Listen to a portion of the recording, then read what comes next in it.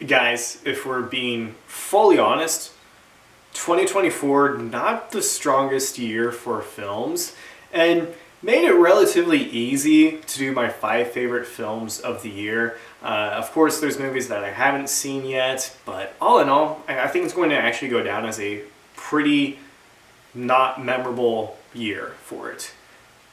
What that means is that we're actually pretty competitive for the 5 worst movies of the year, and I very much have to give the same disclaimer here to say that I didn't see all of the stinkers, so there's probably some pretty clear omissions that I have on this list, and I really do think it should be a goal of mine for 2025 to watch the terrible junk.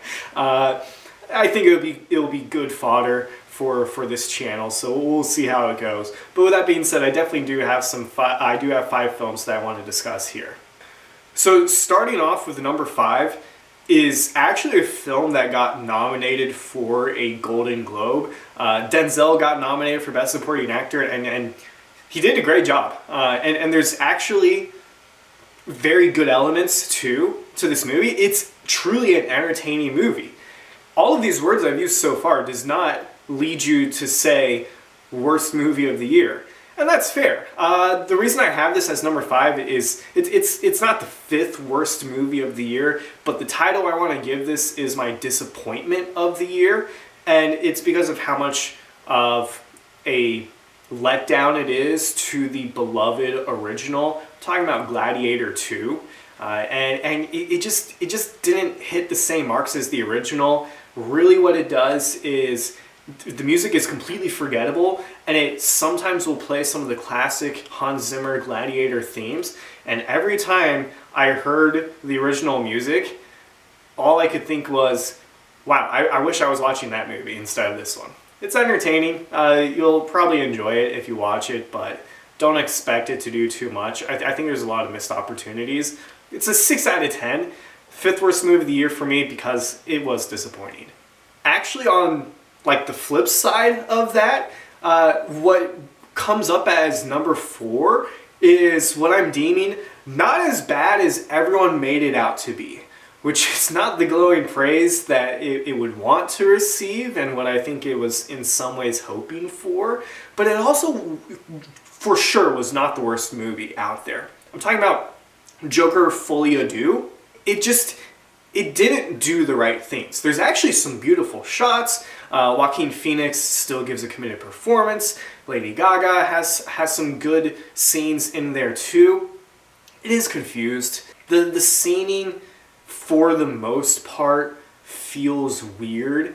And to me, in that kind of musical type of film, you're using that to accentuate the emotions of the scene. And it just didn't feel like it belonged. The overarching plot, I felt like, was the wrong story. I think they just didn't choose the right thing to do. And ultimately, there's a bit of money-grabbing moves that I think happened. It really, though, does still have some good elements to it. Definitely not where the original was either. 5 out of 10. What comes up as the 3rd worst movie of the year for me is one that is, again, not a terrible movie. It is a very strange movie in its marketing, though. I'm talking about Horizon Part 1 and American Saga, whatever the whole title is. As of right now, we still don't have Part 2, although they played clips at the end of the movie to show you what's coming up next. And I think there's 4 parts planned overall. Why is this not a miniseries? It was a slogfest of 3 hours. I fully lost interest after the first hour and a half. There were like some good elements in that first 90 minutes, and maybe there were some in the last 90 minutes too that I just zoned out. I really do think the structure of an hour 15 minutes, heck, even an hour and a half, and you put it on HBO, you will more purposefully put in some cliffhangers and build in some suspense and be able to dedicate the time that you're looking to for the characters, because you have like 5 sets of characters that don't really grow the way they should over the course of a movie because it's just part 1. It just is very bizarre from Kevin Costner. Why he did this. Hey, I mean, he's doing something different. I can applaud that. It just didn't equal out to a great movie. 5 out of 10. For the next two movies, you're really going to start seeing, oh yeah, I just didn't watch all of the bad movies because they should have definitely been on the list probably by this point, and definitely would have pushed out some of the other films that I did list out here. Regardless of that fact, these two movies very much cemented themselves and were bound to be on this list. This next movie, I almost was hoping I could place it as my worst movie of 2024 because when it initially had its trailer, I was genuinely excited and even still held some misguided beliefs even after hearing some of the bad reviews as I went to the theater to watch this one. This is a movie that I still feel like I should really hunker down and dedicate some time and just go through all of the issues I have because I don't have enough time right here to tell you all of the reasons why it's a bad movie. Not a good bad movie, not even a kind of movie. It's bad. I'm talking about Megalopolis, which I don't know if it bankrupted Francis Ford Coppola. I feel like every single time someone probably could have gone up to Mr. Coppola and said, is this actually a good idea?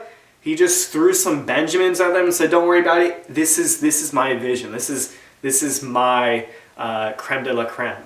And I really think he believed he created art. It's such a weird movie, and it's so bad in so many ways. And I spent half of the runtime thinking that they were going to explain why Adam Driver's hairstyle was the way that it was. And even that just looks weird to me. Adam Driver is such a talented actor, and I really think him doing those Amazon Prime reading the reviews is hilarious. He's one of my favorite actors, but this is a bizarre, bad movie. That's all I'm going to say right now. It's a 4 out of 10. Okay, so if you're wondering what could possibly take up spot number 1, I do have to say, I would fully expect Kraven the Hunter to make it on this list. I would also very much expect Borderlands to make this list, but I just didn't see those movies, so I just can't quantify, justify putting them on here. You might be able to kind of guess at this point what that leaves. It was released pretty early on in 2024, then found a little bit of life because more people watched it when it came to Netflix. I think some people might have actually kind of enjoyed it. I used the opportunity of when it went to Netflix to be able to trash on it, and I had a great time. In fact, it's the movie that convinced me to launch this YouTube saga so far. If you want to go way back, I spent a lot of time going through that movie, and there's a lot of new things that I could talk about with it, I feel like. But overall, we're talking about Madam Web. All-time stinker of a film. So bad. And it actually starts treading into that territory of I almost enjoyed myself because of how bad it was. From the acting, to the storytelling, to the visuals, to the character arcs / lack thereof, to the what was the point of this? It failed on every regard, and the writings have been on the wall with Sony's Spider-Man spin-off films that honestly kind of had some promise, and those are some fun characters.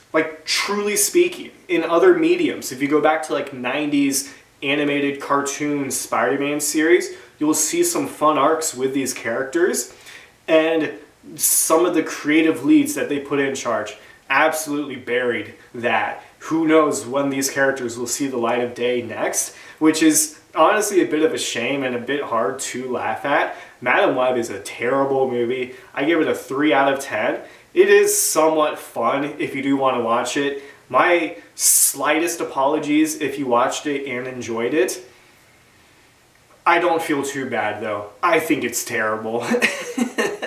And that's my opinion on it. I guess I'll look forward to seeing some bad movies in 2025. I have a hard time justifying paying money and supporting what I feel like is going to be bad movies and not what I want to see really make money.